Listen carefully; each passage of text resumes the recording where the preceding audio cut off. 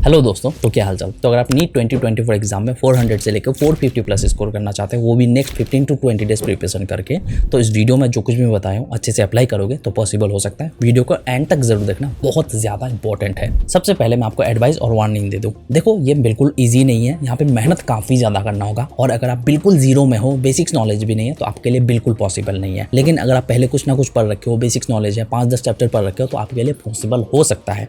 But जरूरी है कि आपको बहुत ज्यादा मेहनत करना होगा, अपना हर एक मिनट यूज करना होगा, इधर उधर सब कुछ छोड़ देना होगा। नेक्स्ट 15 to 20 डेज अगर सही से मेहनत करते हो तो पॉसिबल हो सकता है। बट अगर आप बिल्कुल जीरो में भी हो, तब भी मैं कहूंगा कि आप मेहनत करो। वैसे भी ये कुछ डेज आप बर्बाद ही करने वाले थे। अगर मेहनत करोगे तो आपका ये हैबिट बन जाएगा। बट मैं आपको बता दूं, किसी भी हाल में आपको रेगुलर बेसिस पे 14 प्लस आवर्स तो स्टडी करना ही होगा। और आपको अपना माइंडसेट बिल्ड कर लेना है कि नेक्स्ट 15 to 20 डेज में मुझे अपना इतना मार्क्स लेके आना ही है किसी भी हाल में। और उसी के साथ आपको जो है कंसिस्टेंट रहना है। बाकी सब चीजें भूल जाओ, बस अपने टारगेट पे फोकस करो। कैसे करना है चलो आगे बताता हूँ। उसके बाद अगर मैं सब्जेक्ट अप्रोच की बात करूँ, बायो में आपको टारगेट रखना है 300 प्लस मार्क्स लाने की, और इतना पॉसिबल हो सकता है अगर सही से करते हो। आगे बताता हूँ कैसे कर सकते हो।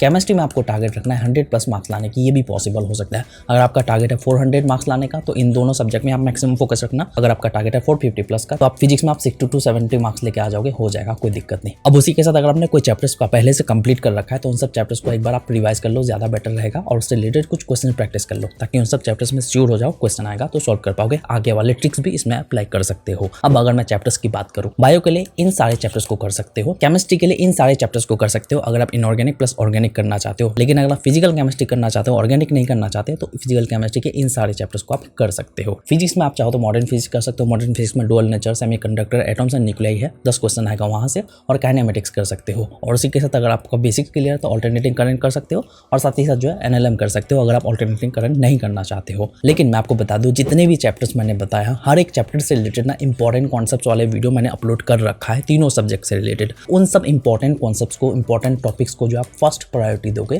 क्योंकि वहां से ऑलमोस्ट जो है हर साल क्वेश्चंस रिपीट होते हैं। तो उन सब टॉपिक्स को अगर पहले कर लेते हो, उनसे रिलेटेड क्वेश्चन प्रैक्टिस कर लेते हो, तो आप 1-2 क्वेश्चन में तो आराम से श्योर हो जाओगे हर एक चैप्टर से रिलेटेड। फिर बाकी क्वेश्चंस के लिए आप बाकी टॉपिक्स को पढ़ सकते हो। उसके बाद मैं बात करता हूँ 10 मिनट सेशन के बारे में। देखो, आपको रेगुलर बेसिस पे 10 मिनट सेशन जो है 10 करना है। इसमें आपको फ्री टाइम यूज करना है। आपको सिंपली करना क्या है, सपोज आपने एक लेक्चर देख लिया, लेक्चर देखने के बाद 10 से 15 मिनट ब्रेक लेने वाले हो, तो उस 10 मिनट के दौरान चलते चलते या फिर कुछ काम कर रहे हो, उस बीच भी आप रिकॉल करोगे कि यार मैंने लेक्चर में क्या क्या पढ़ा।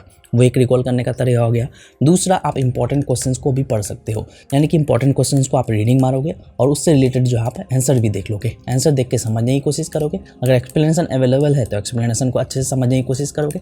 अगर समझ गए, इंपॉर्टेंट क्वेश्चंस को पढ़ लिए, इसी तरह से 2 से 3 सेशन में कर लिए। अगर सेम क्वेश्चन नीट एग्जाम में आ जाता है तो आराम से आप सॉल्व कर सकते हो। और साथ ही साथ 2 से 3 सेशन करने के बाद इन्हीं सब क्वेश्चंस को आप प्रैक्टिस भी कर सकते हो, सॉल्व भी कर सकते हो। यानी कि कॉपी एंड पेन लेके नहीं बैठना है, बायोलॉजी से रिलेटेड क्वेश्चंस को ज्यादा सॉल्व करना है। और साथ ही साथ अगर आप चाहो तो शॉर्ट नोट्स के थ्रू, यानी कि 10 से 15 मिनट देके जो भी पढ़े उसको आप रिवाइज भी कर सकते हो, जो कि आपका एक्टिव रिकॉल टेक्निक हो जाएगा। अब ये इंपॉर्टेंट क्वेश्चंस कैसे मिलेगा आगे बताता हूँ। अब ये सारे पॉइंट्स को ना अच्छे से समझना।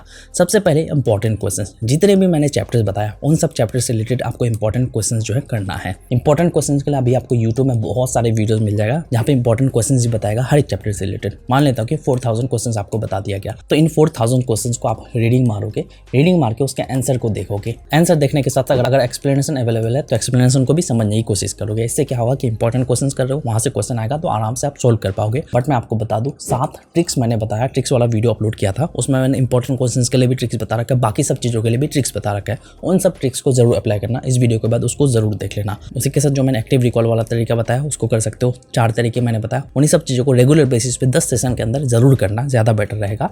और इंपॉर्टेंट क्वेश्चन जो मैंने बताया उन सबको तो करना ही है। और नॉर्मली भी आप इंपॉर्टेंट क्वेश्चन को करोगे। लेक्चर कंप्लीट करने के बाद हर एक चैप्टर को कंप्लीट कर लिया, उससे रिलेटेड आप 100 इंपॉर्टेंट क्वेश्चंस को आप प्रैक्टिस करने की कोशिश करोगे।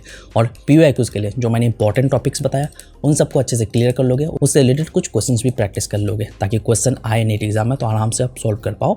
और 20 ईयर्स का पीयूआईक्यूज करना, और एनसीईआरटी आपको एक बार ही रीडिंग मारना है और एनसीईआरटी का हैक ट्राई करना है। यानी कि एनसीईआरटी से रिलेटेड बहुत सारे ऐसे बुक मिल जाएगा जो कि पूरे एनसीईआरटी को बिल्कुल शॉर्ट तरीके से एक्सप्लेन कर देता है। उसमें आपको पूरा चैप्टर डिटेल पढ़ने की जरूरत नहीं, चैप्टर को शॉर्ट तरीके से एक्सप्लेन कर दिया जाएगा, जिससे आपको समझ में भी आएगा और टाइम भी ज़्यादा बनाया जाएगा, एनसीईआरटी भी आप अच्छे से पढ़ लोगे। और साथ ही साथ शॉर्ट रिवीजन वाले वीडियोस आपको मिल जाएगा बहुत सारे यूट्यूब में, और उन सब शॉर्ट रिवीजन वाले वीडियोस में आपको शॉर्ट नोट्स भी मिल जाएगा। तो उन सब शॉर्ट नोट्स को भी आपको डाउनलोड कर लेना है। एक बार आप एनसीईआरटी पढ़ लिए, लेक्चर देख लिए, शॉर्ट रिवीजन के लिए आप जो है शॉर्ट वीडियो देख सकते हो, 30 से 40 मिनट का होता है, और वहाँ से शॉर्ट नोट जो है उन शॉर्ट नोट्स को आप रेगुलर बेसिस पे 10 से 15 मिनट देके रिवाइज कर सकते हो। रिवीजन के लिए वही तरीका आपको अप्लाई करना है। उसके बाद टेस्ट आपको अटेम्प्ट करने की जरूरत नहीं, 10 हाई क्वालिटी मॉक टेस्ट उठा लेना है। उन सब मॉक टेस्ट में आपको 2000 क्वेश्चन मिल जाएगा। तो सारे 2000 क्वेश्चन तो आपको करना नहीं है, जितने चैप्टर्स हैं उन सब चैप्टर से रिलेटेड ही आपको क्वेश्चन करना है। उन सब क्वेश्चन को आपको रीडिंग मारना है, रीडिंग मार के उसका आंसर भी देखना है, आंसर देख के समझने की कोशिश करना है। स्पेशली फिजिक्स, केमिस्ट्री, बायोलॉजी से रिलेटेड वही सब क्वेश्चन करना है। जो सब क्वेश्चन ज़्यादा एक्सप्लेनेशन नहीं है, डायरेक्ट क्वेश्चन है, कैलकुलेशन वगैरह नहीं है, उन सब क्वेश्चन को आपको करना है, आंसर देखना है, याद करने की कोशिश करना है।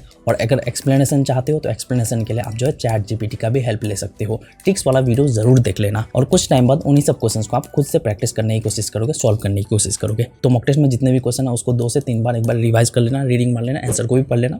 फिर उसके बाद जो आप लास्ट में आप क्वेश्चंस को सॉल्व करने की कोशिश करोगे। उसके बाद स्टडी कैसे करोगे उसके बारे में बात करता हूँ। देखो, आपको लेक्चर देखना है हर एक चैप्टर से रिलेटेड, बट लेक्चर आपको जो है 2 से 3 घंटे वाला ही देखना है, या फिर अगर आप क्रैश कोर्स ज्वाइन कर रखे हो तो वहाँ से देख सकते हो, या फिर यूट्यूब में आपको वैसे वीडियोस मिल जाएगा। एक चैप्टर जो है आपका 2 से 3 घंटे या फिर 4 घंटे में कंप्लीट हो जाना चाहिए, वैसे लेक्चर देखना है। उसके बाद जो है आपको एनसीईआरटी रीडिंग मारना है। NCERT line by line reading मार सकते हो, बट हाईलाइटेड बुक है तो ज़्यादा बेटर है। उसके बाद जो है आप क्वेश्चन प्रैक्टिस करोगे, 5 से 10 नॉर्मल क्वेश्चन प्रैक्टिस करोगे, फिर इंपॉर्टेंट क्वेश्चंस को प्रैक्टिस करोगे। फिर उसके बाद जो आप पीवाईक्यूज करोगे, पीवाईक्यूज का जो मैंने तरीका बताया उसको अप्लाई करोगे, और लास्ट 20 ईयर्स का अगर पीवाईक्यूज कर रहे हो तो उन 20 क्वेश्चंस को रीडिंग मार के एक बार आंसर देख के फिर जो है उसके बाद आप उसको सॉल्व करने की कोशिश करोगे। फिर उसके बाद जो आप रिवीजन करोगे, जो कि मैंने एनसीईआरटी वाला हैक बताया, और रेगुलर बेसिस पे आप शॉर्ट नोट्स के थ्रू रिवाइज करोगे, और टेस्ट का जो मैंने तरीका बताया वो तो अप्लाई करोगे ही। तो कुछ इस तरह से आप अभी पढ़ सकते हो। यहाँ पे मैंने कोई डिटेल वाला चीज़ नहीं बताया, डिटेल पढ़ने जाओगे 5 चैप्टर भी सही से कंप्लीट नहीं कर पाओगे। अगर कुछ इस तरह से करोगे तो इंपॉर्टेंट क्वेश्चंस भी करोगे, इंपॉर्टेंट टॉपिक भी करोगे। नीट से रिलेटेड बहुत सारे वीडियोस मैंने बना रखे हैं, हर एक वीडियोस को जरूर चेकआउट करना। इंडिविजुअल सब्जेक्ट के लिए वीडियो आ जाएगा, इंपॉर्टेंट टॉपिक्स वाला वीडियो जरूर देख लेना। तो बस मिलते हैं नेक्स्ट वीडियो के साथ। Thank you.